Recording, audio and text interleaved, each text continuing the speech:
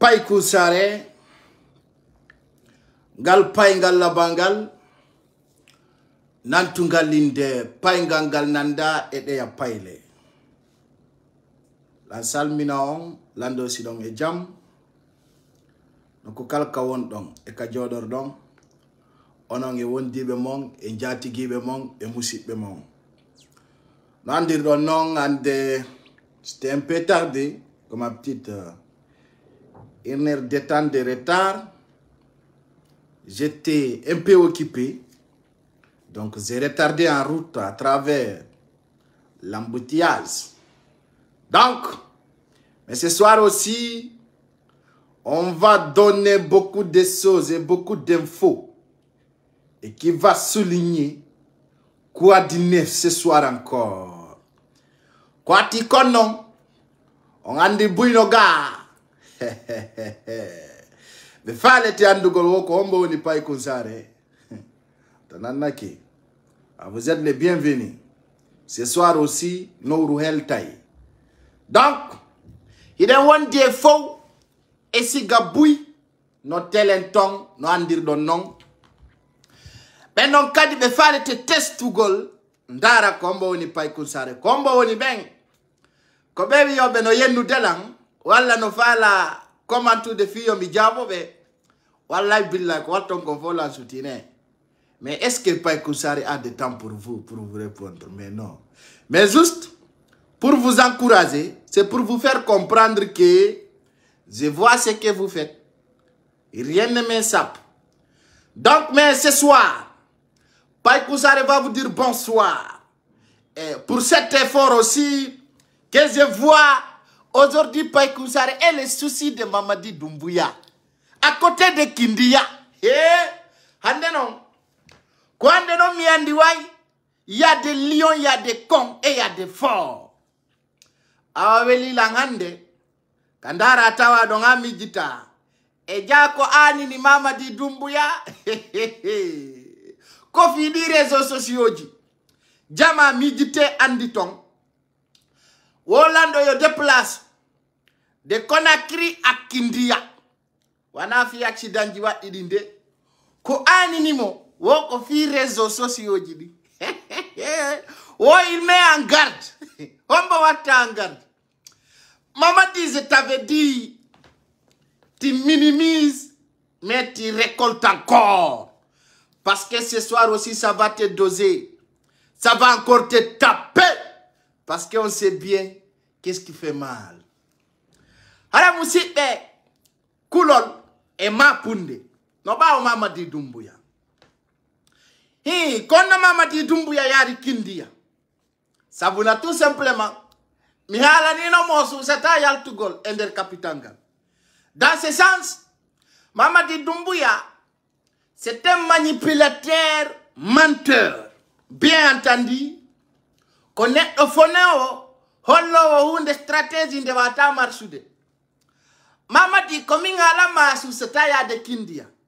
Emi non no yaru dano. Emi nano mi fala no ya. Sabuna sitao no nano yaru da. Aya inoko fek ya inoko. Kwati kontao. Mamadi Doumbouya se tempere. Kala ka ofo kitiri. Est-ce que donana benda Mamadi Doumbouya ya Kindia jango? Non.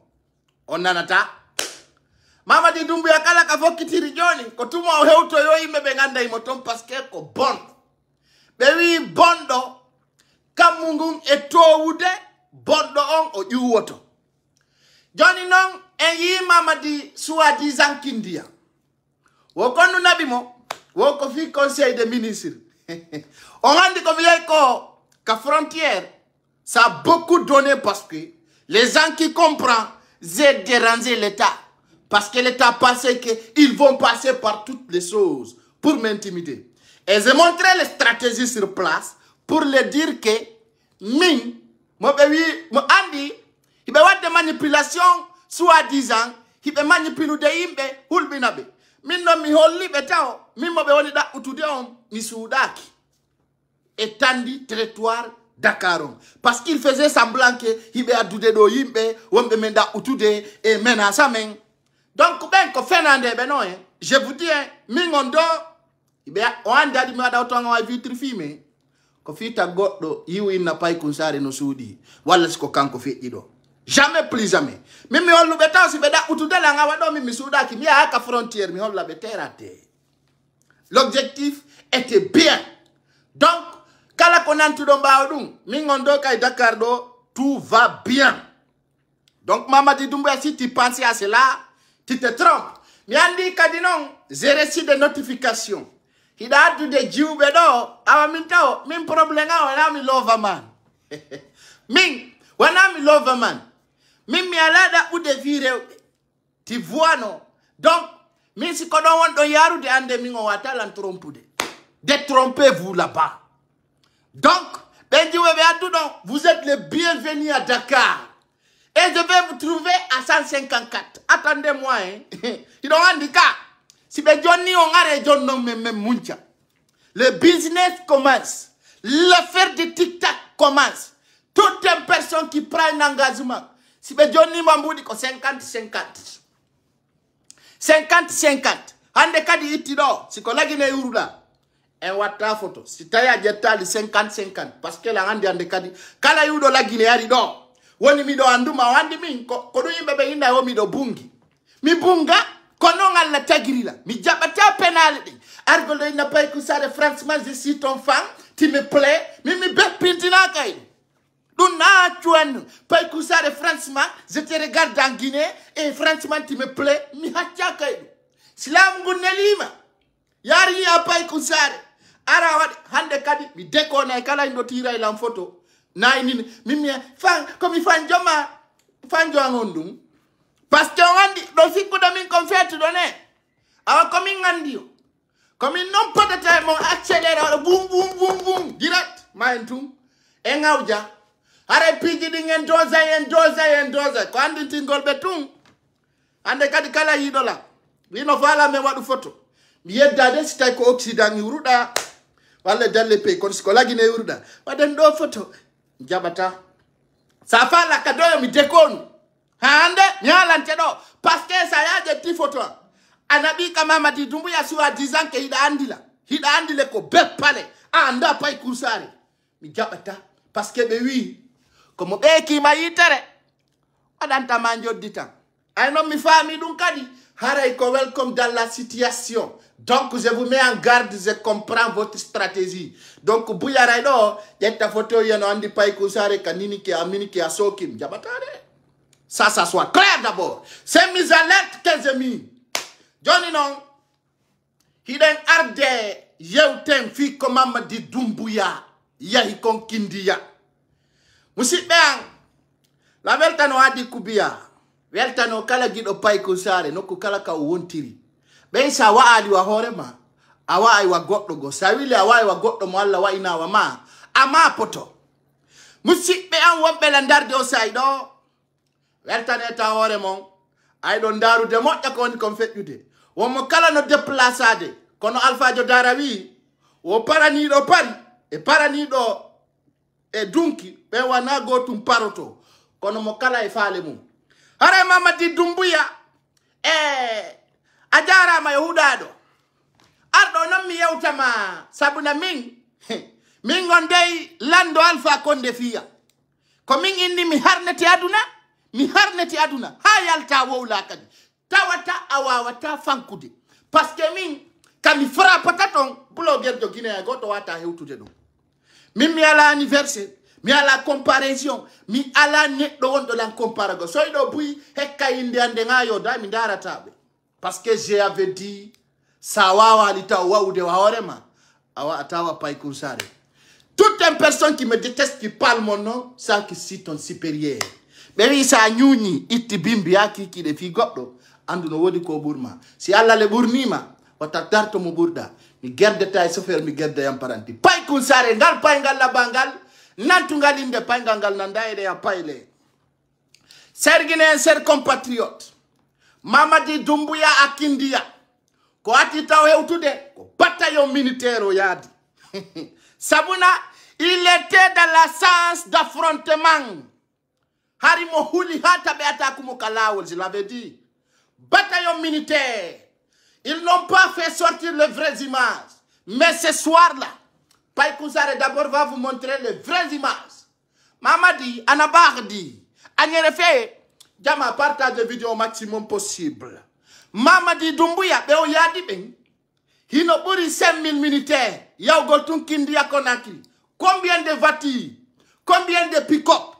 Hein? Aïe, guerre, Befokiti. Sacré armée tête aux pieds. Fitu Yaogol visite à Kindia. John Nongandita au Guinée, Beben Konwani Famali. On kan Kindia moye mung. Miandintina on t'a été compara commando et para sinua. Ben kodo wada ta finition mung. Entraînement on be gagnito mane ya. On kam momarno dole en 1998, l'an 2000. L'an 2000, l'an 2008, il y avait des gens qui étaient formés de Kindia à Manea. Donc je donne des précisions parce qu'on dit mi. Quand on dit aussi on y est on no hulimi, hibe mapi. Min déjà si mi Johnny détail justiflistique dans mon bataille. Kala komi Johnny atawa preuve no joki na argol tu yakari wi. Mi wi ala ko an ko min Paye Kousare mi wi hunde kari wadi ko dun yarata tawata kay no joki preuve andi andara Paye ngal detesta. Inna Paye Kousare no mette. Inna Paye Kousare no way no welatama. Kono awa taille de Paye Kousare ko woni ko wolde woda ka otipi. Sabuna y a des gens qui disent d'où viennent ces informations. Hande non la bani lang mi do sonji Mamadi Doumbouya. Awa donon. Ha. Mi hala neno ya wo la fiyan. Dieu merci, Dieu merci. Moyeti yalla oyeti aduna onfo sabuna aduna ko e wo fonde wona. Moy ni ja nafa lando Ousmane Gawal fiyango yewtete Ousmane Gawal futti no jonnugol payle go connexion minani benno ata Paye Kousare c'est mon petit Paye neddo mo wata windude indemu neddo mo wata gère de page on suma minana no bolta do ayodo Paye Kousare koni min do boy mi jabondirta e mabbe min sa wolinde welalla mi danni nay page ma mi jokka ajwa a comparer à balayer directement.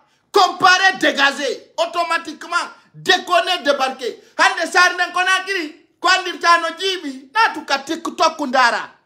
Hande jiube ben fore wabe. Ko catégorique en 1998, on ko yalti confiant de nouvelle génération, non la bani jama on poi.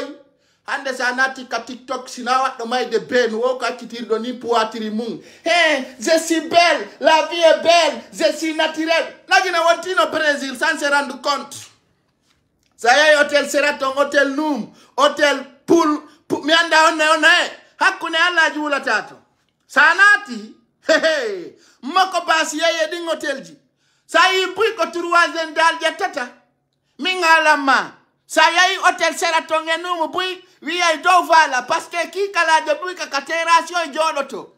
Endar gol ko jiwa fupoto ka pisinji. Bimbilaw nyalor malaw aye goddo no yobana bi do mum mo 18 ans mo 20 yor fu boy pisi kona kirimi dum ndari am tay no yurmi min yaccane men ayna on nage hi lagi na woni Brésil ko la poste ni kala ka pisi keso wodi bu ko joddara ka towi aye appareil di façon on va tous les appareils de catégorie ça va sortir. Il y a des qualités, il y a des quantités, il y a la dose aussi. Tu vas voir tout. Si tu fais un yaoundara, aya ji on va lady ara non dum be akine no tampia be ya be yo baka be walu to 3 millions 4 millions 1 million 500 be naza sa nazi e pisi ngom be naza yema ay na budi bemma c'est clair atane men ara Paye Kousare do ngandi sondo wo e sondo ko mi wa ino c'est-à-dire je suis moi créateur de mon système stratégique bien entendu.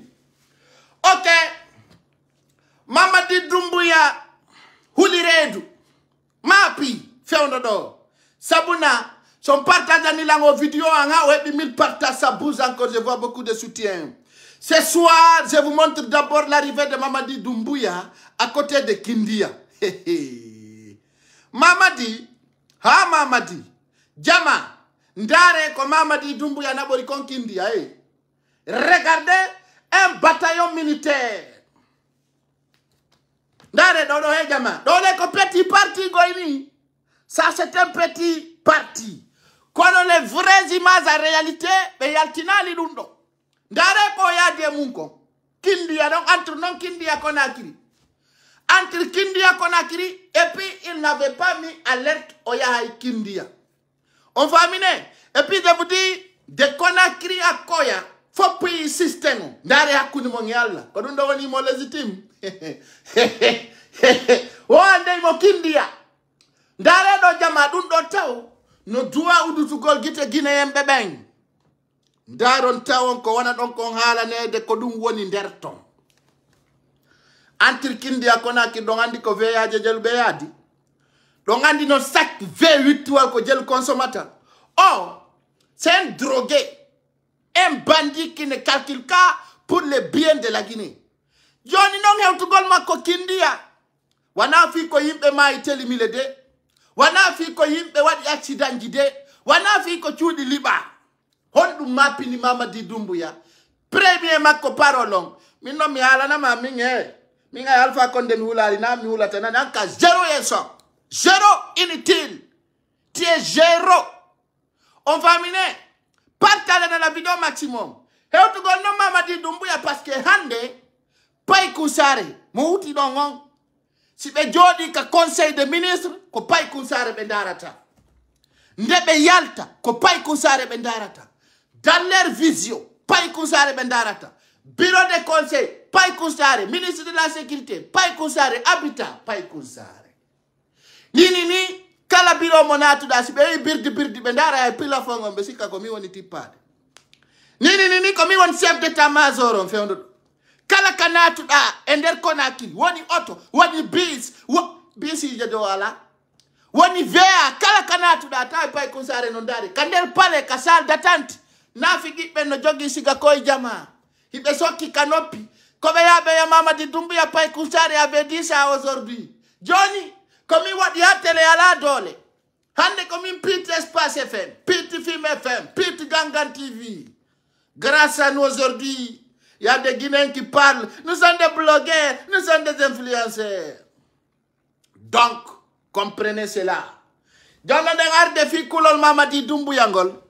ma punde makone parce que wandi taw au programme itugol be wombe ka frontière et bundu furdu oh parce que tout simplement pas que ça est venu jusque là-bas on n'a pas pu déférer ces jeunes donc dum welalimo wala nakimo e comme yewti do minanno talki walki ko woni kon wudude meden janti kono be kono fo wana gotum bien entendu aujourd'hui Mamadi Doumbouya holli mapunde makko ndenta o yi ye mo hakkunde ton tellement que tabor mo huli tellement que mo mapi ces images parlent tellement que mo mapi hayiwda mo do wata mo andutude sina andudo be do non fop taw jama ala mo jogaki do pema kakala si fort 44 je be no armi tête au pied tout simplement ko kan taw do Mamadi Doumbouya do huli fimu do ngandi taw on kam mo nano ton don ko Mamadi Doumbouya tibe bombardude ça je vais le dire ko Mamadi Doumbouya ati déstabiliser de on kam militaire donc ko aden e kawmu laami no don tan Alpha Condé bien entendu histoire fait no don Kindia fop no andi ay force spéciale typique donc ko be geri ko be yawno don ha be piti fureje lady il y a des images il y a des vidéos qui montrent cela Mamadi Doumbouya hande o alangol belol sina yargol ni kakandon parce que kanko la makido Johnny non avant que ça soit trop tard o kankindia on nanu fi makko nganda fi makko Mamadi Doumbouya ko andi ton taw ko nafiki ko neddo jalan kayida o yahi wo ko e cimetière di o yata wi gol mari honor gol mayube acci wurube ko beppale non ça c'est non événement net aussi ariha o mayi o surama Mamadi Doumbouya ça fait pitié aujourd'hui de voir ce délinquant qui s'appelle Mamadi Doumbouya un simple drogué qui s'élève qui va à Kindia inugol jama o mari et honorugol o le battante de l'armée guinéenne bepale hombo Mamadi Doumbouya wari kander kanton tawata ben les gens qui étaient là-bas ils sont au courant et il y a des vidéos il y a des preuves ya don e wadu gol nafiki yagal haray karima yanime ndare do beppale mabbe de nga regardez et puis c'est un malhonnête Mamadi Doumbouya. Il joue son petit malin soi-disant qu'il est bien et on sait qu'il est malhonnête. Il est malhonnête pire et sûr. Il est malhonnête comme jamais. C'est un red ball. Mamadi Doumbouya, c'est un malhonnête, mal intentionné que tous les Guinéens mettent en garde. Bien entendu, chers Guinéens, chers compatriotes, ndare do malhonnêteté yagal makongal nani. Regardez, et diabe ne tebe seri fuba. Ben na uya harbe tampu nani. Mi ibe teleng Amerike do kupidi no jodori do. Ah, kundangi yalla ko gonga mong. On va on tirer Amerike tong. Won tirer ton selon birdi. Ndari mi tawi ye jama. Tampere mo yanata gad. Hakundela mi do seri fuba mi ndari ha min he. E jabe mawbe na uya be ronku. Hakunengi al. Sa sorti ke lagi ne minute sappo. Atawa hendu ifor dun ko aduna c'est paradis naturel. Ko paradis naturel. Hakunela ne ami serifu ba mindari be do ha mini kono wana be nika. Hakunela mindari be amini he abe ma be tiore munani. Sabu na feundo do hey ndare be do. Papa do no sorti ngande yaltuno on ka maison centrale. Minno mo be jalbi be hertike be jalbi sal. Alla dande en tampere. Hakunela mindari be do ala wide ko gardi je sel ludale ko fendo mindari amini eyo eja ko non ni ndari mi tay gada gano moƴƴi nani gada gano moƴƴani jama. OK, maintenant on vient à Kindia pour vous montrer la malhonnêteté de CNRD. Bien entendu, ce soir partagez la vidéo maximum. Certo don gagnane nding yaren expérience holliren gongaji ding jama. Je vous avais dit, Mamadi Doumbouya, c'est un red ball. Ndare momoya. Je vous montre des preuves. Ce soir encore. Et sondari, on y est au Kobedo militaire, mais tout le monde kakando. Voilà les militaires qui existent dans ce camp. Kala koluti ko yidon baudon ko adabe. Bien. Je vais vous montrer cela. Oui. Ndare moya. Mais tout ça, c'est à part. Je vais vous montrer les prix importants dans ces trucs. Awa. Ndare do malhonnêteté yagal makongal kanko Mamadi Doumbouya. Odo fopuno andi woko morte de patrie. Mamadi Doumbouya wari omo ari ndaru goldo. Je veux que vous partagez cette vidéo. Et dans Kankindiaon, il y a des gens qui comprennent ce que je dis. Nous non communautaire be wombe bender ton kadi wawata andude comme woni kon halude do. En 2012-2013, les militaires qui étaient dans ces camps, qui ont intervenu les faux coups d'état d'Alpha Condé, occupés, ils ont andi, ils ont wuri, grand béano, ils mi prononce ta indemou. Andu belan, et mi hodu no kadi quartier goto. On donne non, moi ndi ko babe makuta wono militaire, ay babe makko ya à la retraite, be windi mo be remplace mo don. Fopuno andi ka quartier kam yalta do mi précise ta quartier on no gasa simo wodara mo ndar de lando imo tawano e addano be ben ka Alpha Condé. De même temps il garde 2 jours sur la domicile de Alpha Condé, 2 jours au palais du peuple, au palais Sékou Touré. Il sait bien ce que je dis, c'est des preuves réelles. Au Cameroun, d'abord wana et ordre Mamadi Doumbouya woni. Et der kanjidi o yayi fop ko do tu woni on yali chef jono yaltika et représente do kando yi. C'est des unités. On yine dum do organisation hore mabbe. Organisation hore mabbe. Ndare do non jama. Regardez cela. Mamadi Doumbouya ko e kando yayi tay chef jo hay goto yalta. Chef jay goto akeyali on yi, regardez. Vous voyez? Il n'y a aucune rencontre avec les chefs. Parce que Bedo, Hibe Andi Mamadi Doumbouya, woni premier ennemi Mate Kakankindia. Mamadi Doumbouya Omoyoton, il est très dangereux. John, pour quelle raison il va dans les cimetières? Si Goddo Mayi, Oya Ofamina Himo Moti, Ko Atiko non Tao, Kanko ko Waraido. Mo wari, Himo Wardi. O chef de wono do kando mo be woni hollirde do be honora. Ko Mamadi Doumbouya wari mo?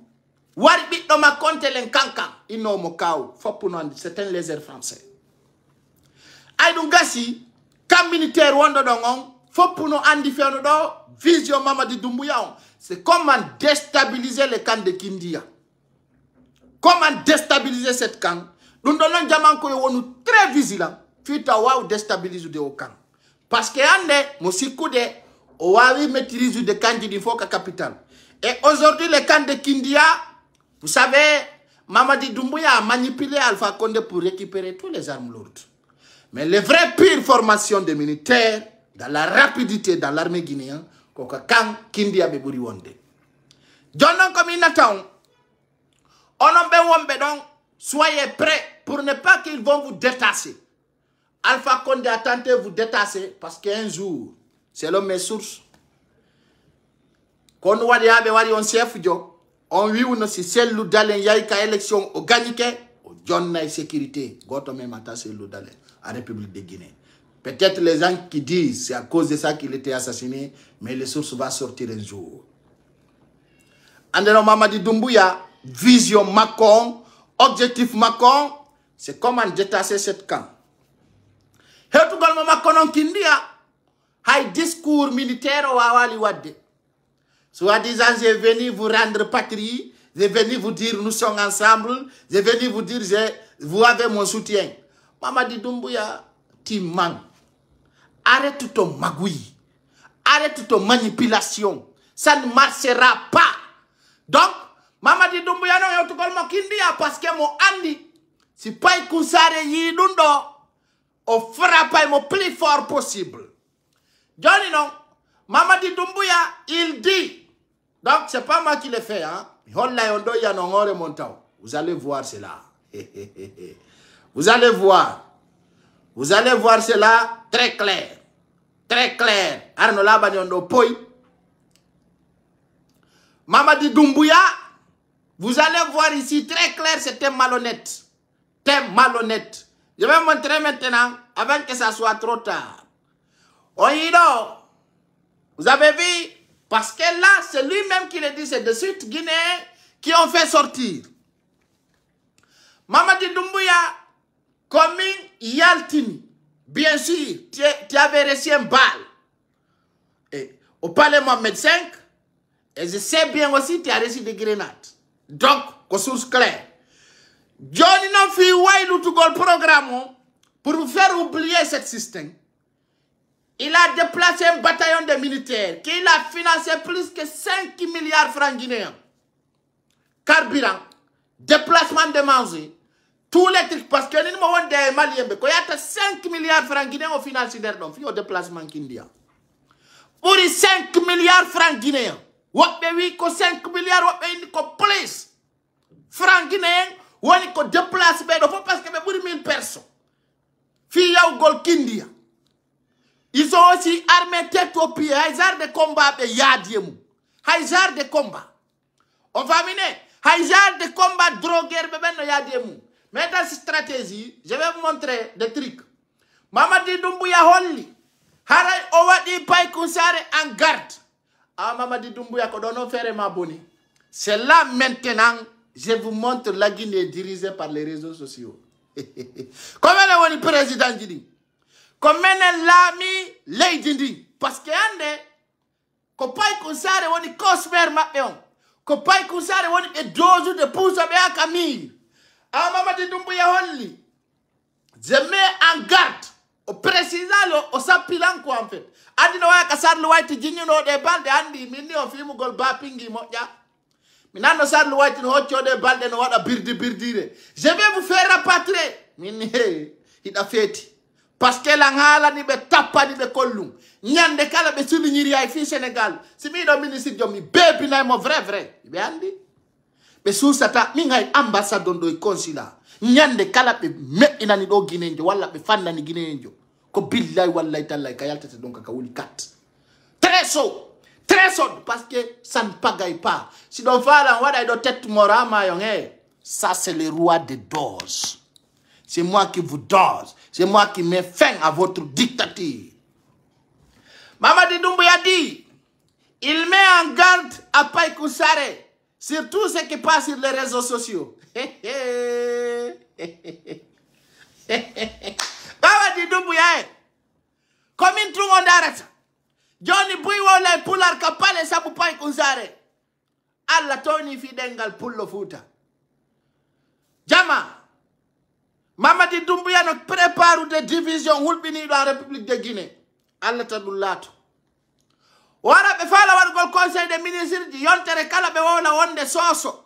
Be wola maninka be wola forestier. Be wola pular. Nous donnons si futi kala Guinée. Koyo la Mamadi Doumbouya gaydali. Hakundengi Allah, ce que tu prépares, ça va te retomber encore. Ça, ce qu'il y a dans le système de culture et République de Guinée à Bep. Marsata. Fenane. Alors, on va des vidéos des réseaux sociaux. J'applaudis pour vous. Parce que, Hande, vous êtes des ministres qui dérangent Mamadi Doumbouya. Précisément, moi, je minimise personne. Toute une personne qui fait partie de cette lutte, ça montre qu'aujourd'hui, vous dérangez le CNRD. Donc ça c'est un boulot, hein. C'est un travail. C'est être fort. C'est être bien. Parce qu'aujourd'hui, tu peux dire tout. Mais pas que ça est devenu international. Hande ndaratawa. Omo minimizuda. Hay mo wanda kellande on ko fi on woni mayande. Hande Mamadi Doumbouya ko mi woni souci makko. O déplace Kindia o finance buri 5 milliards. O ya jettugol parole ko fi réseaux sociaux woni wolude. Ah, dit que Bépériné. Mamadi, mais tu es vraiment con, hein? Tu n'as pas de sujet, tu n'as pas de projet, tu n'as pas de route. Donc, il se flanque là-bas, soi-disant, je mets en garde les gens qui sont sur les réseaux sociaux. Donc, procureur Maon Atiaron qui on ne ronku, Johnny Kadika Viti de la Dohamae, Jama, mi halani on, mi ya Mamadi Doumbouya lando mi pardon. Oya pai kusare, ojetta ka RTZ, haka Espace FM. Oya pai kusare, je te demande pardon. Viens, on reste ensemble. Mamadi Doumbouya wadaïdo, parce que va de vie comme si mi yaltini comme yandi comme faut faire mako. Comme on il a encore djedou de cas privé. Pero mapi. Ibe mapi. John Jama, malgré tout, vous qui me suivez là, qui tentent à détester. Wawiti donc président de la transition. Oya hakindia. Tawa alako owola. Tinafi ko ni fait de réseaux sociaux. Oronka wolande on fi kaleta e sopiti. Oronka on wolande fi kanji militaire ko salaire hendaka ko. Oronka on wolande fi ko yimbe wadi accident ko mi andiri konta ko hunde portunde fi be yimbe wadi ino dogoy. Yo no wodi ko yedde tak. No do parce que no wodi guinéembe ibe wa botu be mir. Hino wa duɗɗiɓe hakkuña lawida ɓe jango ɓe mayay ɓe holotako awaɗono sananu c'est pas vrai ya la preuve de eyno ɗo minna min jeeyi on suite koko laaɓi pos pay ko sare wanno alerte ari ha hewti min détestugol ala gando ɗo a ndara yedda tum mi hollama preuve no laaɓi pos. Donc aujourd'hui je remercie toutes les personnes qui partagent cette vidéo. Là où Sarlou White a dit dans un plateau de film FM, il a expliqué de Guinéens de ne pas partager les vidéos de Pai Kousare. Si mi dit que mi tawa ko 13 millions fulbe futa. Parce que là il ne faut que fulbe benje hein. Ko 13 millions République de Fouta. Mi ara mi ndara do vidéo mi tawa ko 5000 partages wonton. Tawa tanon aujourd'hui le risque que Pai Kousare meurt, il n'a no da mapa ni là. Hande o yita o objectif Farisar Louaiton. Qu'on a fermé ta hundukoji amendi. Au foot itaougol. Je vais renvoyer des blogueurs qui sont en France, en États-Unis, dans les pays de diaspora. Ils n'y ont pas pour wawata. Beaucoup ont eu peur. Il y a des gens qui sont venus pour un objectif. Nous, c'est pour un changement de République de Guinée. Et il y a des gens qui sont venus juste parce qu'il y a des réseaux sociaux. Ils se mêlent. Alors tu détestes, tu regardes. Quand on liande, Pai Kousare, c'est un lion de tous les temps. Aïe, Gokaramo déteste le programme que Pai Kousare watakon. Oina Ouida, quand on fait là, Karamo eto, donc on a marsata, parce que Kodo. Jono si Ariatawi, Pai Kousare wano odo, Ariatawi, mi woni Cosme, di bandidino. Ono wombe bendarude, ayon andi ko woni be kon deranzude. Ah, be ya ka télé wo ko espace FM ko nandi tatay mum be bata to ngay 100 000 vies pay kusare so wadi do pas moins de 24 heures atawa 100 000 vies no derto ay mimi do buri Mamadi Doumbouya la buri mo jama parce que mi simi no titi Mamadi Doumbouya no titi wana go to ndarete le 5 septembre comme il wonno takko makko sikki mo mari dole o sikki yimbe ben no yidi mo min Mamadi Doumbouya torompi min ko mi wadi ha Mamadi Doumbouya ginen jokellani mo ko mi wadi ama a pullo futa ye TV Mamadi Doumbouya depuis mi Mamadi Doumbouya wadi ni ay kon fekki de ka donc nyamo o nyiriaje nya e gollo waju ben wana gotu donc depuis quand on s'est opposé là min ta même ko même take ko même datu ngai kon fekki de tu vois je parle pas hein yo blogueur do yal to go to défendre do Mamadi Doumbouya ko fekki ko très clair minna birdi mi alno kadi minni kala yal to do wi défendre mi sorkay mo nyama dun no rewa maninka walla soso personne ala kadi sikku do wada manipulation j'avais dit aussi kala tantudo innu gol wada Mamadi Doumbouya et Cellou Dalein comme ça tu seras stoppé et on va fermer ta gueule directement. Certains ont tenté. Ils ont vu catégoriquement ça ne marche pas. Parce que notre stratégie est plus forte que. Il n'y a aucun mouvement qui fait comme ça. Nous, on ne bègue pas. Mais parce que qu'on réel. Qu'on real people. C'est très clair. Hein? Donc, aujourd'hui, son arrivée à Kindia, c'est négatif. C'est un échec total. Et là, d'abord, je vais remercier toute une population qui se trouve à côté de Kindia. Wana soso, wana pullo, wana forestier. Hiden weltani kala netto tawado e Kindia. E fi on no wadi simi weltani on jabali Mamadi Doumbouya wada campagne mungon à côté de Kindia. Donc, c'est quelque chose qui est très bon. Kodomina tafuta yon achu ake yugol di bandiji. Mi weltano do kadi labe ko be jabali yaltugol be habbo conseil des ministres. E non ko bi Mamadi Doumbouya o sikkuno awa so nanama mo yawde mamu e Kindia haybe mamu ngara humpitemo menen ko menen jogiti programme jini hay goto dogata fi yugol ma parce que ka fausse tu es zéro maintenant hande kadi ko yimbe dari tama e hore lawol ko fi ko cortège on fait eta kon antum aduna antum e beppinte vrai parce que tout simplement hara yimbe ben si du ngara be huli on famine donc dans ce sens je vous rappelle Mamadi Doumbouya c'est un vaurien. Population en Kindia, franchement, on weltanama la randi non jango be yabe mo be ya élève bus be adda. No gasa ndi wala ta to nga ndi andi di wona sire République de Guinée. Di doga ndi arta ni ni ara indi kala wala ndi buguba ganno. Vrai boulaouri. Donc population Kindia no weltana. Conseil des ministres fait do dongo fu sala ko wala sina penale. Fu rien absolument. Hay hunde. Ala ko wala ta hino nana. Ay ko be woni wowlude. Kofi Ngol dialogue national, assise nationale, on doit se donner les mains. Kon maintenant ni dungane ronki. Mamadi Doumbouya ko théorie pratique la ko halta ko fop ko beppale. Ala ko woni tay ko clair. Beppale tout. Ko Ngol hara gine fo no doit yurmondirde he on bonna to woni buddi jattugol siga Ousmane Gawale. Yatta sindi ne tendi bilago gi en. Hayli na e chay. Bonna karbira ko du woni golle mabbe. Faut tirer absolument aucun objectif. À la mission, mon père, ici depuis la transition.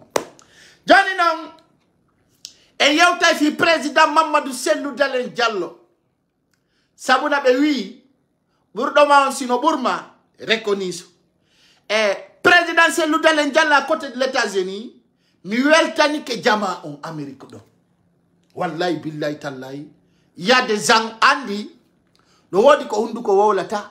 Sa yi pijigo atawa ko ya fanku feja weltano en kala responsable jo no wodi do puy won États-Unis ko beperibe hande nane Cellou Dalein no arde e nder Amérique hara jotto no ka réseaux sociaux do bolta de n'importe quoi Cellou Dalein no mo wonda ndon da fala yo la mo wara Amérique ara wata déplacer gol alors à côté de Canada yalte ya ngabo don Cellou Dalein plus fort, plus possible. Parce que on y a des blogueurs et birdi ne fait un pays américain de Nevia. Voilà, Cellou Dalein c'est comme ça, c'est comme ça. Non, Cellou Dalein a des États-Unis, mais wa kilota ko jettu gol $100. $100 immoya yoba avion wala jetta auto mun karbira ya ka selu dale wondon be tawe meeting parce que tout simplement hibe minimise ko selu dale woni ko wadde on andi il y a des gens quand il ne peut pas faire ce que tu peux faire ils te détestent et le moment qu'ils vont essayer de faire ce que tu fais voilà ils vont comment dire ah voilà mais c'est pas facile hein? Vous voyez ce que je vous dis donc ande kala ka selu dale yal Guinéen jong no duwa accudu de kala ko jokki holla mo golli data on awa selu dalen ko neddo teddudo en République de Guinée kono comme vous êtes comme ça vous détestez tout le monde vous vous détestez vous-même on va wata teddingol fi selu dalen ko wadi hande j'ai pris un recul pour ne pas répondre à certains individuels mal intentionnés qui n'ont aucune reconnaissance envers Guinée hande ni si blogueur no wole defi mum Andi ko pay ko sari wonata numéro 1 number 1 no anda goy donc lamina be ben ko porto ben haray Mamadi Doumbouya ma punde sori ay ko Facebook onda wolde fimu haray dum ko teddungale modon pay ko sari holla pijidin tawano laba hara no newi donc dans cette stratégie e ngolliray do piji buy trophée ji ko présidentiel dalen wona jonnede voilà présidentiel dalen ko dum men yamirma salmondirgol e porto dane on pem ay ko bawli ko fi sofer kembu hara non présidentiel dalen américain be ben a foday be piji buy way Amérique si woni bawo ma présidentiel dalen hara dun no mo jani porto bulangon kala ko be windi signe fi la Guinée présidentiel dalen sans stratégie automatiquement porte d'anéon du njettu ko bawli konko fi sofer kembu a golli die bale on aron ki atay be waywa men donc ko torondir dan do d'anéon golli de moƴƴa Amérique donc tawi don de yidale Joe Biden eto rewete den fop yida ko ministre de goto américain wadon photo famine mais en tori dum si c'est possible, la grande dame Boubacar Sidi peut faire ça. Le grand fédéral, l'homme fort de l'Amérique Queens. Il n'est pas n'importe qui. Hein? Donc, ben, un fa la le président c'est l'oudal en maison blanc. On a dit, puis il dit, ben oui, qui attaque quoi à faire le sabu moussou ba au wonduda. Ben oui, non. Daw gol takagol, no buri, nyalu gol takagol, no buri daw gol yola gol. Sabuna ko yoli do tawni jungo andu luga. Hala den tori. On a wambe wi de tong en sende andi no do American ngoy buy. On yewta to bena ma what? What's up me? No. Ala no. Dung o American mo no. Yes on. Dono yes yon. On andi be ni si la gay na haju. E ya coste. Jono mi pay konsare comme landi. On wambe American do men fopo yalti. On accueille présidentiel dalen bien. Je suis très content. Jono comme landi yon. Aya wala tumbe na va meden ka armée, meden ka gouvernement. Ay non Allah wadi donc gouvernement américain to. Qui don mari puissance terte au numéro s'il vous plaît. Je suis en direct. Oh la. Ay don derto. Walela ha président ngang on yita et président américain. Non, mi do direct s'il vous plaît. On a nine. Comme il fala, ay la ngandi don gaina, comme bi gainobe. Kwa la wadi on yeso. Shala nabi ma Amerique, Johnny Maganda, Johnny ma puissance. Arana joda go to wada birdi. Meden Amerique ga. Ye andi tunga Americain bebe ndebe wola taw be sikka kambe jogiti aduna on. Haray taw be sikka aduna kaka wo fonde mabbe woni. Andi kambe si, tu vois, les Américains parlent fort. Les Américains se prennent fort. Donc on Johnny comme il fala. Avant que le présidentiel nous d'aller quitte là-bas, je vais tout simplement, très rapidement, haïsi ko 8 kilos. Awa présidentiel nous d'aller jodo day Joe Biden. Télé di adna la fop holli la dum. He? So wada ni la dum haïsi mi ali America mi mai haray ne. Kala kam yahi. Kala kam wontir ko adna do. Haray mi andi français no fulbe futa wonbe be America ko marbe poa. Hido marko be ta ko power. Kono si dum wadali. Hara yo ngani ni lande sabuna mi do fala ye yahukwa Baby, sa wona juldo woni juldo haqqan. Sa wona kefeero kadi wawa firawna e hamana. Aha. Donc, haray den torondiri du yo American people. Dun non na fo mi yala ni ko be fulbe futa gaynobe dum. Wabbe non no ton ibe anya ni ha parce que mi nana ndo wabbe inna. E menen ko menen Joe Biden wondi ko menen woni golludude. Dun no hara Joe Biden no to kambe be ga ay do Europe do fala do tiro da president jo photo. Son fotti ore lawol. Kono ko mi fala. Katawa ta don president Macky Sall déplace ke yiti e Poutine. Tawa présidentiel du délai, président de la République, parce que ça n'a pas de futur président, nous faut qu'on peut parler. Futur président à la Guinée, ni l'ami de la Guinée, c'est le délai. Yes, comme il faut là, aïe mon kala ko yo wolu fale mu, min comme il faut là tout, et yo Joe Biden n'a pas nommé non vidéo de ha on a ta maison boulang. Aïe la ngandis mi woli anglais on, nano ben anglais foot to jalgon. Awala nel de ono nano ben anglais. Nelal yottotongal natowal maison blanc ngal nelal andonon ngal no waywa nelal king yungo do ngandi si king yungo wawli telen sin to kore aduna fo jenti to de ko sinwale woni wawlude kono wallahi billahi si king yungo wawli lambe ben kadna do be landi to tako sabuna king yungo no waywa ahadi kubiya ndemo wola himo hunna onon nanobe anglais ay ko alla wadi yon nanu ko alla tagi yimbe ben fop wadi be wowlaybe wobbe wola chinois wobbe wola anglais minno alla wadi ko pular mi waagi mi do nelude nelal ha e maison blanc yottotongal sentanela non o video ha americain be ben nana fulbe futa wonbe amerique nanobe anglais hebabe ton yawbe ton wonambe hore mum bakabe wawbe be wawata kono mi woni nelde hondo no mi woni on nelde mi do nelde on e Joe Biden na français mi halta de koy pour Allah bungal post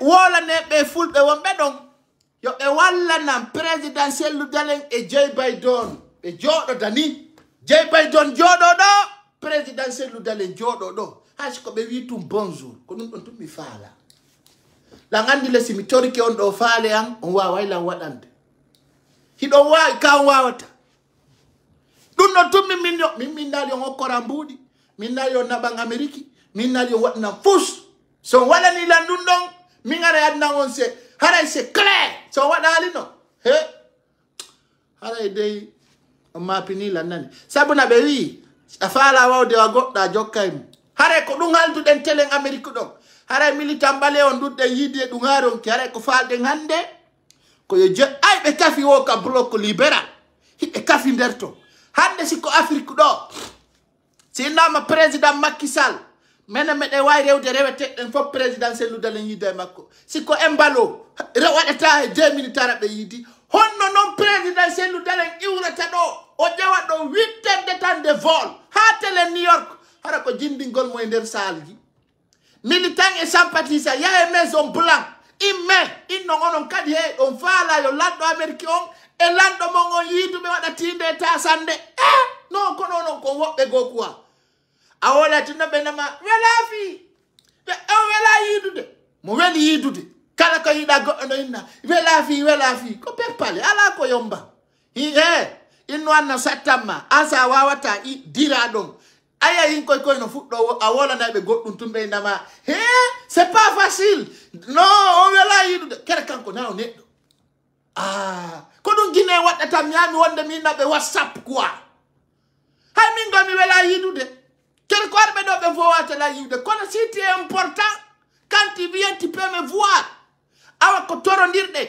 hare ko jama on fop ko yo accompagne présidentiel lu dalen ka si bulendeje ha onata maison blanc o jodo o wada ni kanko e Joe Biden be ya hello tele jadnal il faut yaltida do yon ko feddata ko lagine de nyande yon ko feddata ko lagine be wi quand il t'anaille, il faut préparer le terrain. Wallahi billahi tallahi. Nous da comme yandi kono komi konka jungo ando. Si présidentiel lu daleng e Joe Biden hay si beton ndirantu ni jungo. Hara ya no do ya no lay du yaltina do mi ngara bernde no wadi parce que mi do andi ko arta ko mbawto. Hara mi do andi ko arta ko mbawto. Billahi wallahi tallahi. Lagine kadi va parler notre voix. Vous allez voir notre vision. Bewi sa ya ko gaita to mi jon nando exemple mfandu kunni Ali Ubaka o yude Macron adna fo darun ka be piji gono ton pusu di kadi duwa yade ton ha naba dia kadi duwa yade don ino do gaino be dum ino be no wati do fulbe futa no do be Joe Biden. Alors Joe Biden, ça va, tu vas bien? Oui, non, oui, ça va. Mais Joe Biden ko déplacer ari ndari ya Guinée be tele New York. Aw jama mi do tori yon dum ono woni be don be sitay don wari so wawatano. Ara non jokkon non karon kudo. Mi ngondo si o landi kala ko dum mi fala yon wadana. Langandi don o message ando be hedade mo tele Amerique ni modja. Hare kala nano kadi anglais. Andu dono yewtude Joe Biden. Mo way nabande mo video ando wi on paykusare international la langue pular. Hare motori Joe Biden invitugol présidentiel ludalen ka Maison Blanc be jododa o yewta mo fi Afrique hara wana fi bloc libéral o wola na mo fi lamu makongo e projet ji makko di lagine wala hare ko dum woni ko torondir den France non do e bido andi do buino do présidentiel ludalen ara e France so yi Amerique meronki yidugol les militants on tout yo militant on kadi jour wol mun on y non si je savais hein, c'est maintenant on doit positionner les bien choses sur l'affaire de table parce que aujourd'hui je vais essayer de vous parler en français en gorse quand on français on attend on a français parce qu'on attend de quoi. Bon, chers patriotes français, j'aimerais bien vous parler aujourd'hui sur l'objectif de ma vision. La ilaha illallah. Tourne au pagement. Parce que si je parle, il porte rien d'endo. Oui, il n'a pas un kosar bon yaltimi. Moi, je parle français angoisse. Moi, je suis français. Grandi en français, bien sûr. Maintenant, il faut aller à Féou. Minado Milandi.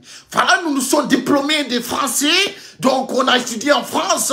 Et voilà, bien sûr, si diplômé, hein, c'est pas n'importe qui, hein, voilà. Il faut pas dépasser la limite, bien sûr, hein. Et Nado Milandi fait où? Demande pas ces arts de générer là. Vous là, prenez vos français en gorge là, mettez là-bas. Et l'illettré là, c'est moi l'illettré qui va venir envers vous pour vous adresser un message. Il y a quelques foules qui passent. Hein? Très bien. Je ne sais pas si vous me voyez bien. Très bien. Attendez, hein? Attendez, je vais changer de truc ici qui va passer au niveau de mon image. Bien entendu. Attendez. Et Atiela Miwada Live, s'il vous plaît. Voilà, je ne demande pas les généraux qui parlent comme ça. Hein. J'espère que vous m'entendez bien. Hande comme il a dit, comme un an de poular ou de yotino de Macron. Harana est français. Harana be ino be je suis français. Harana be yo be voilà, pas qu'on tie illettré, je suis d'accord. L'illettré pas qu'on s'adresse aux diplômés français. Je m'adresse à vous les diplômés français, moi l'illettré qui vit en Afrique. Voilà, là, mi dottoro on jejaon fi Allah ko hoti annabijo. Hare me de fala yudi président amen on so iwi Amerique o hewti France. Kanko e Macron be jododa be yewta. Pi programme la Guinée. Ko dum mi fala ono militant et sympathisant IFDG yon gollan en. Nous sommes français, nous sommes des étudiants français, nous sommes diplômés en France. Maintenant, jouer un rôle. Cet rôle, c'est quoi? Aller organiser dans une salle, appeler une conférence, spécialement pour présidentiel Loudalen et Macron. Appeler tous les médias français qui seront en tour. Voilà, ils vont parler pour la République de Guinée. Kono fala den ono kadi wawon dum don kono ko en gol to se ludal ngari mangel sa lui mo bondiren hi ayata ton porto bale porto dane ha ko dum torondir den onon kadi jetto e bes ko martini kaddo ngender Paris habbo présidentiel ludal nato ngender sa lui ngil Macron jodo présidentiel ludal jodo e wola fi la Guinée ndaron kadi ko feccata konde nyande ndaron ko mediaji national et international wala ta kon hi ndaron ko feccete ko ce jour là wallahi billahi tallahi ne présidentiel dalen arrivi ko président africain jo fala yidude kala mo fala o yide donc onon wonir be tombe onon kadi jouer un rôle donc kono ko inu goltu non menen voilà on va l'acquérir télé Amérique do mi do torio yide je bay don si tay no wawata dun donc awa bete o yida est ko ministre jo américain ta o iw don ha o fedja don haron wawali wadde dum hande mi noduno goy fédéral on to mo jettali ko dum mi falno mo yewtude minni mo mi fala yo nanu dum kadi o jento o zuwa o rol kadi ta présidentiel dalen fedjo e der New York be ronka yarde Washington e yinna bete présidentiel dalen ardo do e ngal o yide ministre kari be yewti hunde kari oy way do ya Bissau o yida lando oy wa do ya Gambie o yida lando oy wa do ya Accra o yida lando pourquoi en Amérique? Alors je veux que vous jouez ce rôle très fort s'il vous plaît. Les gens qui me sont à côté de l'États-Unis, ont un rôle mondial. Tel en France kadi harame den tori yonduno. C'est des rôles très importants. Ne minimisez pas. Donc, hare ko no mi fala on halande, yon eto dum don onon kadi wona ka stratégie mun. Hey, e wawa mabbe goy. Mi ala na on do fenane de Alpha Condé Guerraino. Donc andi maninka. Hakena ko be hulata porto ko tubabu be nata be tubabu. Tubaku. Andene wi dem be tubako be ben. Kambe mani kambe ben ni tubab. On famine. Alpha Condé de wara ino lagine. C'est bien entendu telen kankan ha ino kelibui. Wani kono wada ino. Ojetta ino mani kabe. Onaba be kankan. Ojetta kadi porto turisi. Ko joga nomo. Saku makon. Porto ji turisi. Ko joga nomo saku makon. Be sepa be yada. Mani kabe si idu si kala ko Alpha Condé ala hara ko bepale. Hande nini nimi si la marno moy. Ko porto garda ino selu dale au niveau international. Hara ko porto be. Hara kala ko yaltata ko porto gardi. Porto blanc. Hara no haɓɓi tête au pied. Et Allah. Si Allah ko rayno en fere be. Andi jama comment famu? Hande nini. Pour le foot no wawno sodu de suudu e nder kalum. Kabe yata don bolbine. Soda suudu gasundu wiya ko winda ka dambugal bâtiment de selu dale legal. Ayi. Nini. On welsindo to kono tan welsindo ko hunde très franc et très sincère. Hande no wodi marbe fere. Tawobe no duwa imagol wakilo. Itta jawle munde. On famine wakilo non. Ndare wano. Hay mali yembe no yidi présidentiel ludali. Tawta kala ko yayara be wonani mo be jokki fi makko be lando konno fewndori. Ya pulun wa ko Ousmane Gawal no hawto kawteri. On va lutter contre celle ludali. Donc dans ce sens, il a eu des pays boui, taouni c'est clair et net. Ko dun tori den présidentiel ludale ko yo mo sam porto be ben. O jala na be o welti na be. Hara ko woni présidentiel ludale exactement. Ko tawata e porto si mono welti. Sa nanu porto no minimise bale wana dun dare do regardez, c'est très bien. Kono ko ni mi falira ono wadu be dun do be yo wadu ni présidentiel ludale e Joe Biden. No so wada ni lan dum billahi wallahi tallahi ne. Hare mi andi don fori. Oui. Américain me ben no gamo yaino me on le voit me ngande siko américain siko tout bap. Kono no wontiri wo wana be do tout men fala. Be do kat c'est bien. C'est très bien. Ouais, c'est très bien. Oui. On a bien aimé ces images. Même do fala buri di. Ay la andu no hande. Si tawno ko Joe Biden dari no takko do.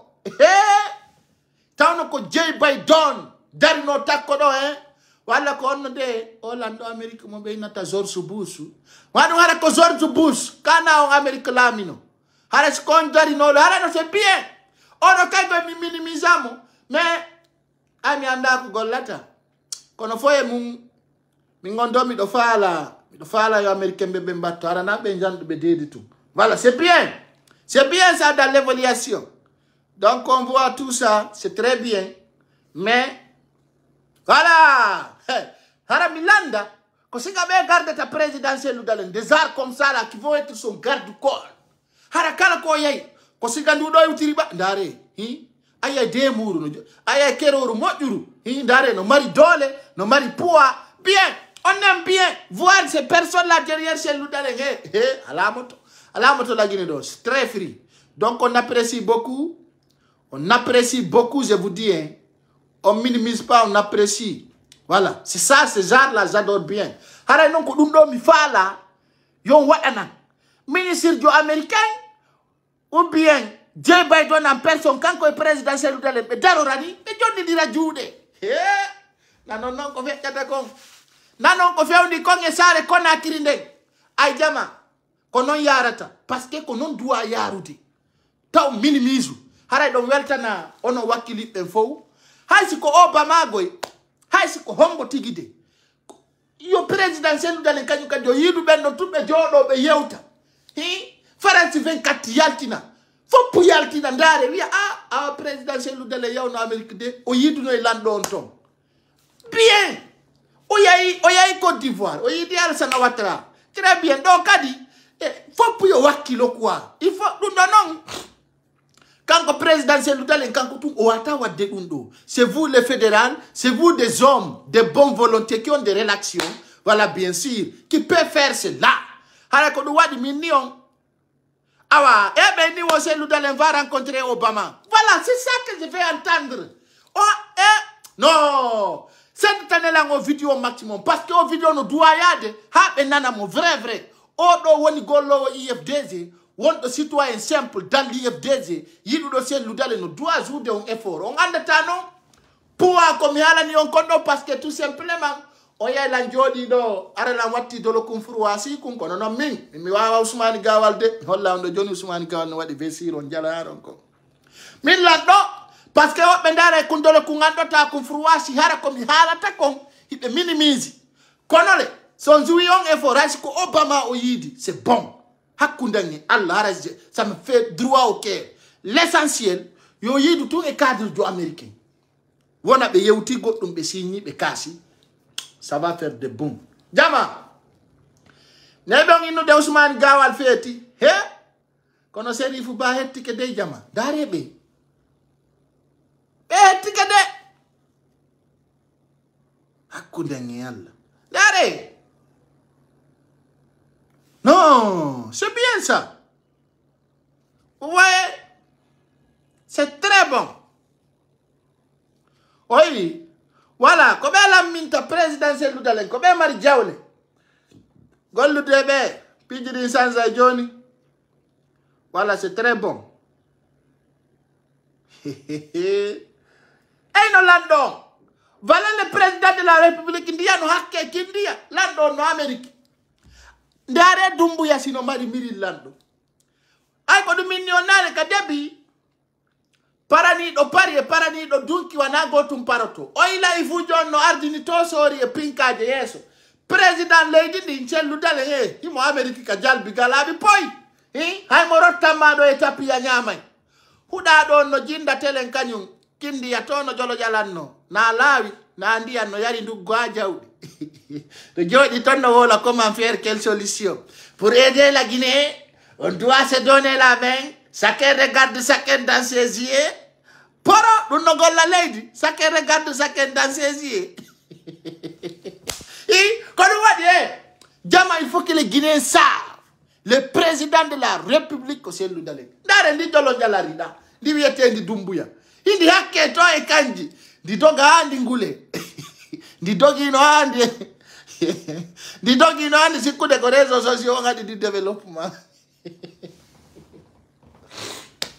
Hakkude Allah hey di dogi no andi jawdi jondi anda wallo e fallo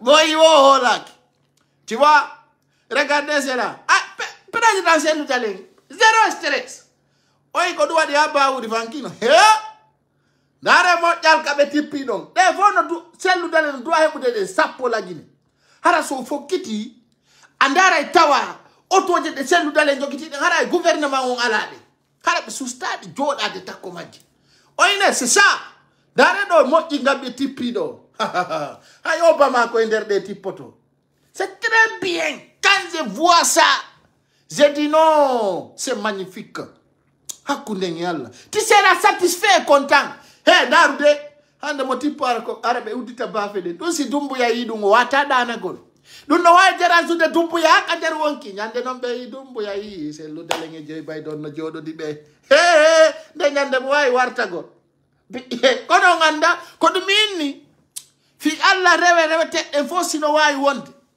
président Cellou Dalein e Joe Biden jodo ta hara jode heddo do mediaji di jama on suma do way joda gol ndara lagine façon jimundi dumbu ya yadu ngetele on andi Alpha Condé ay présidentiel dale ngini mo nawni ko don defi mo balancer de record ya kindia o yi kindia o yari sere ko fappuno andi ko torondirde rewe don min kadi yonko mi halanta onko on suma dumbu ya ginembe be haɓay mo ko haɓari mo ande andi faut que wodi piji di mi faltake wolde ka public mais ko do min mi wawi wolde di fe ya woni go be fuɗɗi kala yennude mi fuɗɗi kala nginnugol wo ko mi comédien o woɓɓe fuɗɗi kala yinde ko mi modi kono ɓe andile si waɗi ha adama ça va se savoir kama innuno présidentiel ludale notako o yino ko feƴƴi kon o yiɗo kadi ɓe fuɗɗi kala yennude ka kono min jabata ko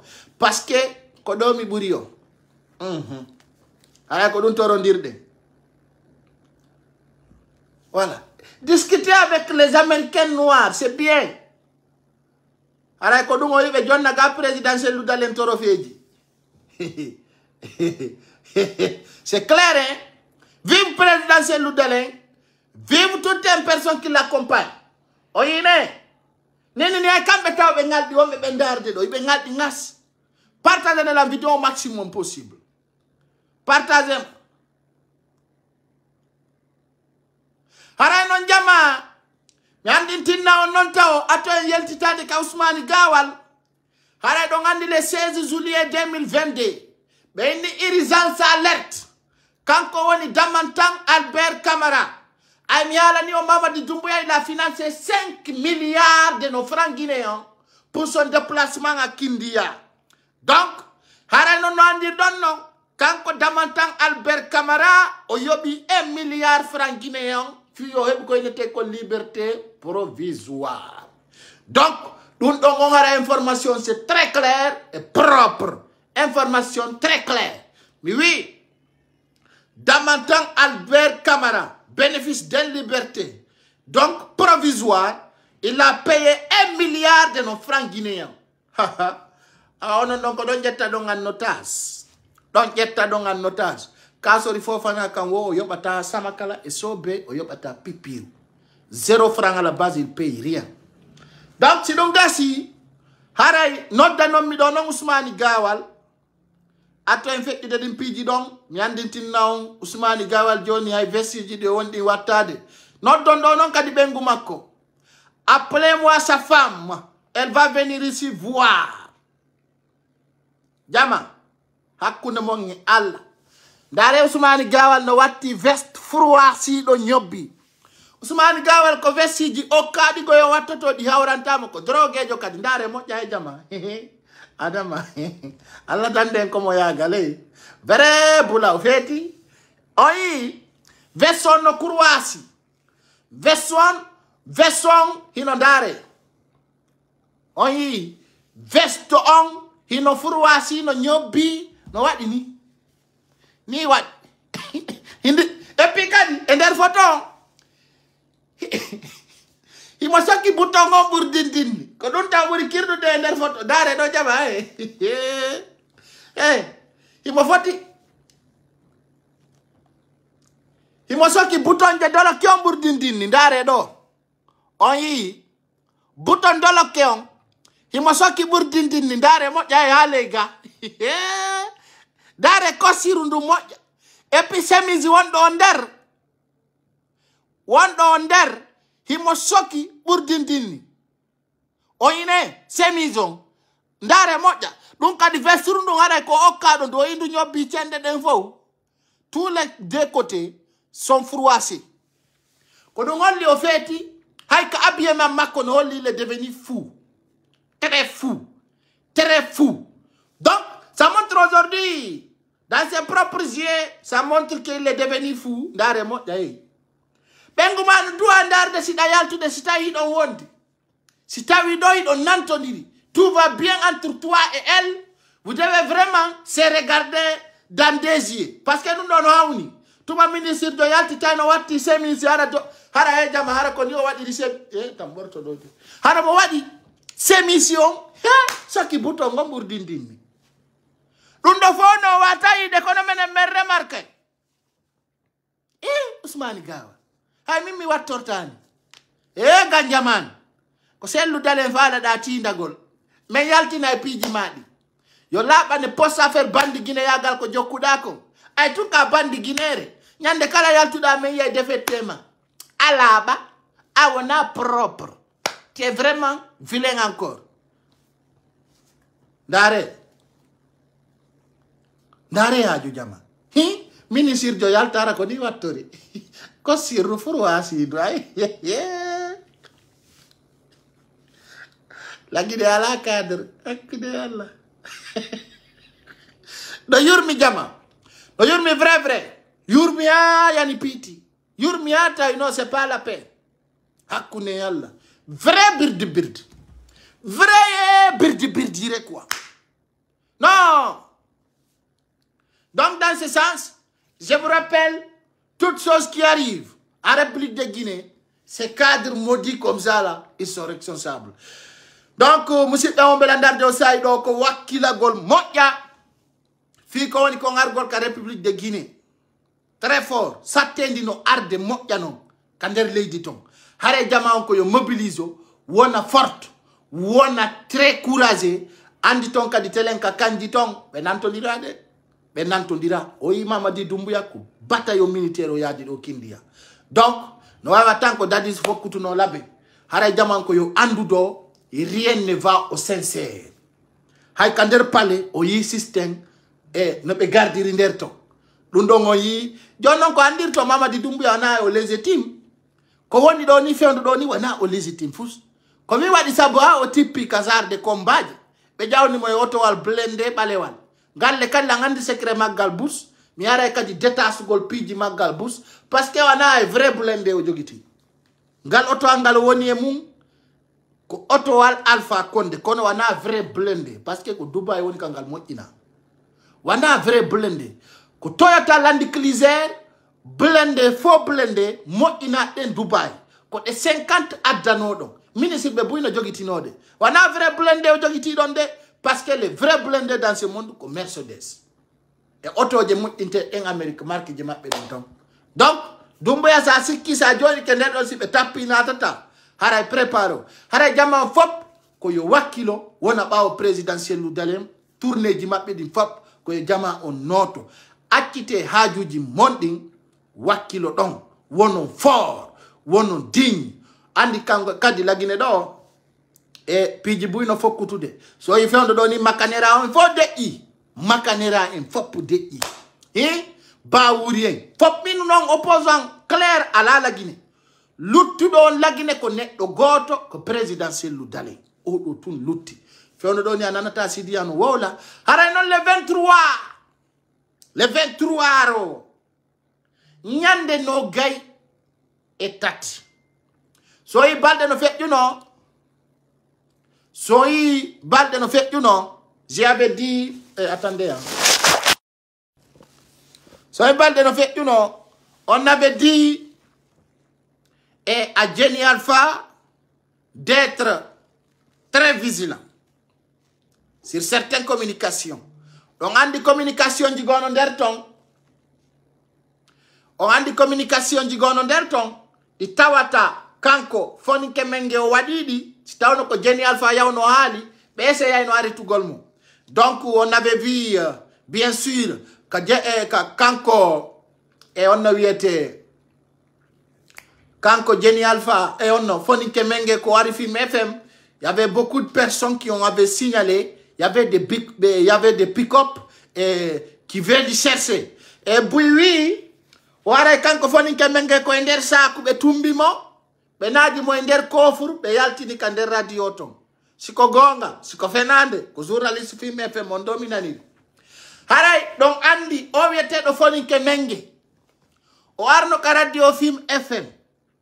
O wadi ton yewtere o natani Doumbouya ha toɓɓere nde wolani nden Doumbouya o wi Doumbouya wi kañum yahi mayoygol o wi non kanko Foni Kemenge FNDC kaka morgu Doumbouya tawi ɓe kamɓe ɓe maayi no hayi ɓe ka morgu jonno si tawi Doumbouya kañum yawna le 5 septembre mayoygol haray kanko do ibe ka morgu be holli non kambe FNDC ka labondiral poste le 23 be memay ka hore lawi haray non jama bawto non ka piko puja den signala ay meden andi meden felliti sukabe ben Conakry si journaliste jo noddi do activiste jo wala noddi do politicien jo on tigi tippike tum nangama haray ko argol bebi na radio ha o jawda journaliste mum fo bawto non ka be humpiti dum haray jeyno mi naniri non selon mes sources haray be jeltu no foninke menge be ukki mo nder saku be nade nder kofur auto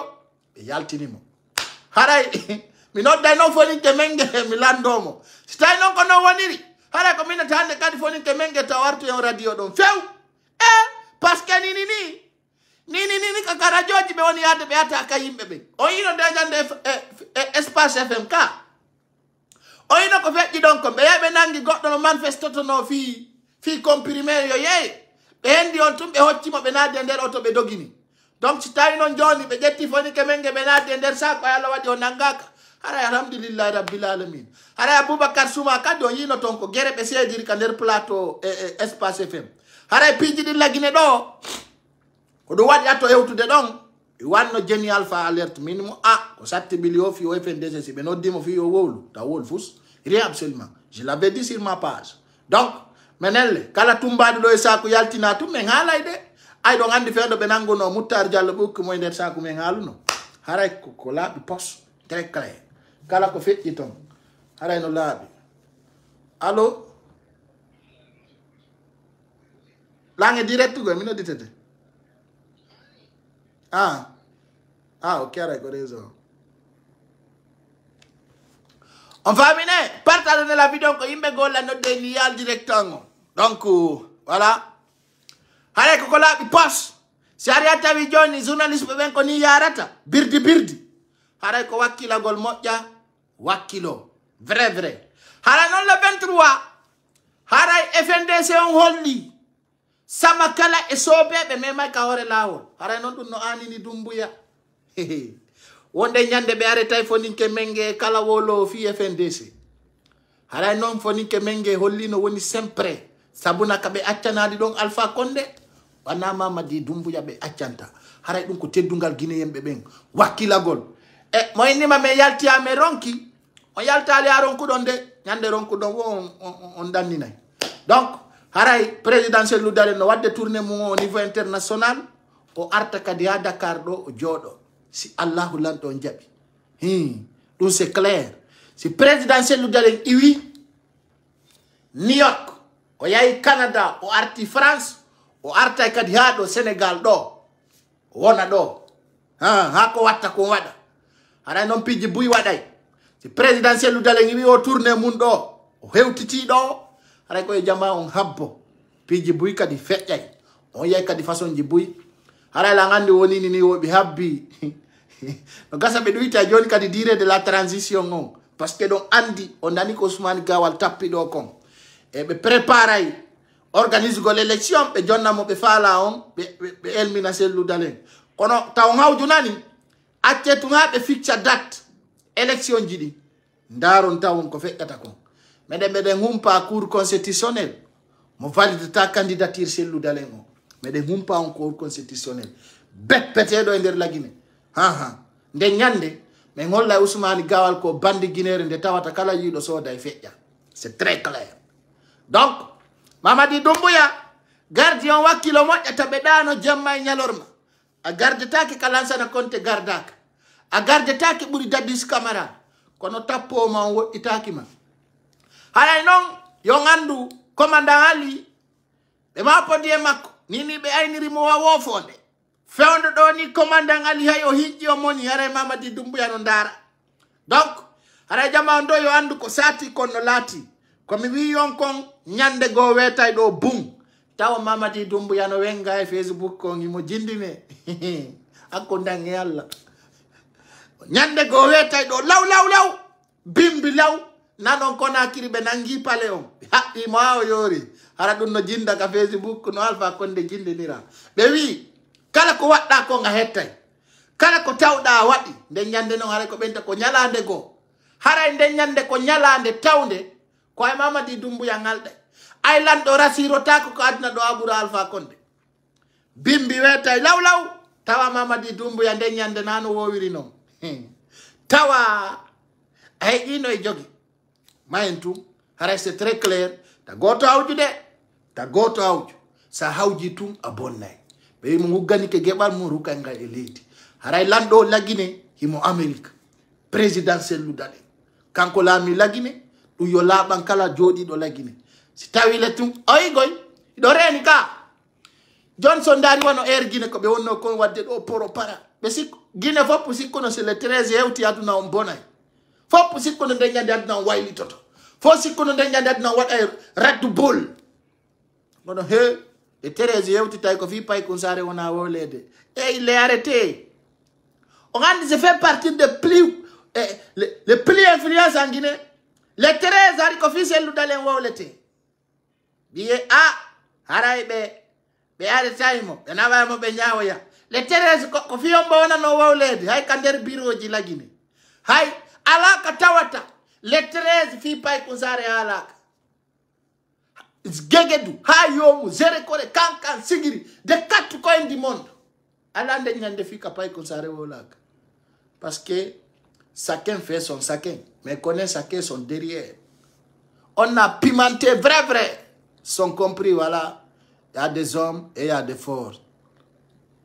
Donc, tous, holy, handenon, présidentiel nous dalen teutino ben yobe. You are too.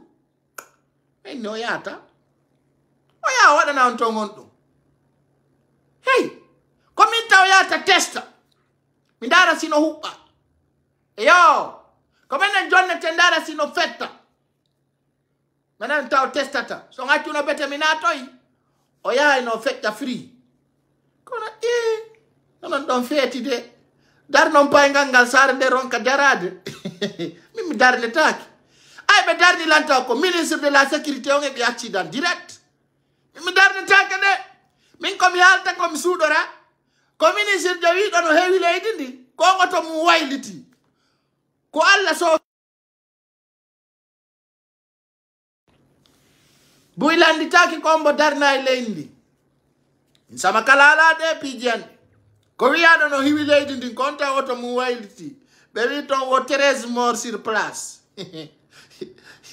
ay non Doumbouya uditi fa komun kon kanyum kadi woko fi réseaux sociaux ara mi nome e ba joni bulo gerjo wiete do Mamadi Doumbouya dum kadi wona na on clair vous parce que les chefs c'est les chefs donc Pai Kousare c'est un chef ça ne blague pas ça soit clair donc renverser directement et ça soit clair ara en fop men ngabbi nyalande den ka présidentiel lu dale ngartata kadi lagine de nyande no ara mi do yeso goy de nyande ko mi wonata yeso ay be wi kaduna do jodi do kilasi business jodi do economy yo ngal wirutu singal tiporo yali hore de ngon fo yetta yalla sabu na garantie ara avion ka jodor da o ko gotu jodi da bawo jodi da yeso o kasa dora ko kafe on burdata kono andenden ko wotere wonta ay ka avion yeji wo ko yeso be burata andude manende no dum hewta men bawoga hara meden jodiga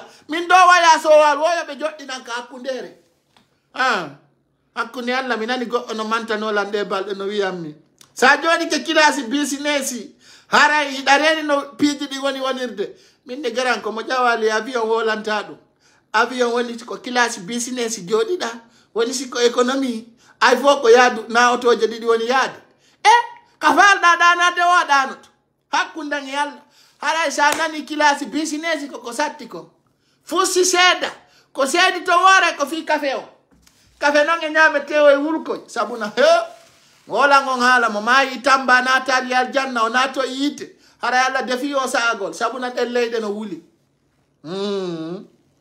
min ngon non ka luttani mi do mi jawata yer murtani ha aduna on lanna la ilaha illallah muhammad rasulullah sallallahu alaihi wasallam kun avion ko hulbini ko sa avion ko no da fiu fa ya helicopter hayloto hawni hare ko yo reno avion o to so koy few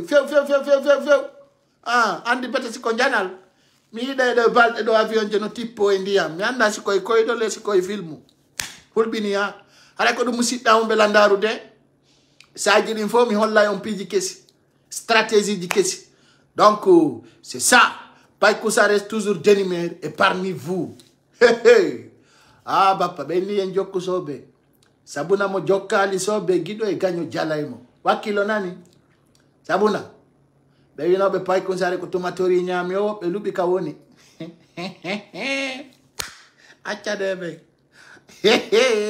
waddo do yurbi wosi fo woni ma fankutum andi fanki anda mo kala ko miji piji bu yewta en do e 2024 na 2023 de do e 2024 hewtu ha piji bu yewta en toujours ko en jeune toujours no arde hino fokkiti dan hiro mer alfa tarang dan hiro tanti rugi alman dan hiro tonto momo dan hiro tanti kajatu momo on andi aduna ko piji didi yaltinta gondi e yurmende min non ko wullintam mi kon foko tuma mi do mono ata wata mi wata ittude wobbe non si yidima be wullay wobbe si andema be mapu to be fesa e la hiro tanti tata e tanti rugi alman ko entre ka be nata don e Carrefour e Manda ko don goddo noddi mi ala ni mi gondi di wullu don di e yo Allah on ya falan ko wullu don ko haray ko en goto lam bigo pio mi ala contact mon ko do hadi mi note down franchement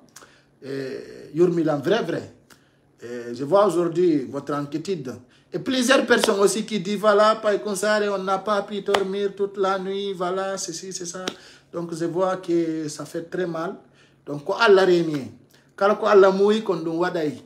Donc, ko ara ko ngoto, na weltanio. Be wi Pai Kousa fena kono be watande regade. Ko dum don toujours mimi. Be no be Pai Kousa tu es menteur. Vraiment tu parles pas la vérité. Be heewi derga. Kono be yiwata ga halanna si Pai Kousa wadi do 2 heures de temps. Hibe do so waddo 3 heures de temps. Hibe do hala musidbe on be landaru de ko wallitagol mawbe meden ben. Surtout onon be sukabe daro be lanfo wata on yejjuto wata on weddito e andeji biro modon din. Et c'est la porte de la personne, c'est la puissance aussi.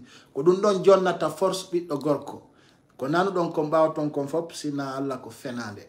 Donc ko Allah wawata wallugol ko mi torto mo kala woni gorko woni debbo ta wawde wa Esther ummu hawa sa wa ummu hawa baba haray atanannaki haray ko du wonder to musibbe on belandaru de ta goto jabugol wa ummu hawa Esther yi anene mum hebudo dum inna yurtako sabu gorko